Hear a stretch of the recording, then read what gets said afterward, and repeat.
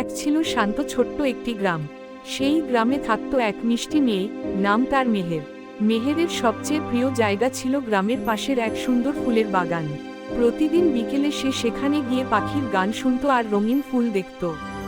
একদিন হঠাৎ সে বাগানের মাঝখানে একটি অদ্ভুত জ্বলজ্বলে ফুল দেখতে পেল। ফুলটি যেন সোনার মতো আলো ছড়াচ্ছিল। কৌতূহল নিয়ে মেহের ফুলটি হাতে নিতেই সামনে হঠাৎ একটি জাদুর দরজা খুলে গেল। দরজার ওপারে ছিল এক রূপকথার রাজ্য। নীল আকাশে উড়ছে রঙিন পাখি, বাতাসে ভাসছে ফুলের সুগন্ধ, আর চারদিকে ঝলমলে আলো। সেই রাজ্যে মেহেরের দেখা হলো এক দয়ালু রাজপুত্রের সাথে। রাজপুত্র মৃদু হেসে বলল, এই জাদুর ফুল শুধু সেই মানুষই খুঁজে পায় যার হৃদয় সত্যিকারের ভালো আর স্বপ্নে ভরা। মেহের বিস্ময় চারদিকে তাকিয়ে রইল, কিন্তু একটু পরেই ধীরে ধীরে জাদুর দরজাটি বন্ধ হতে শুরু করল।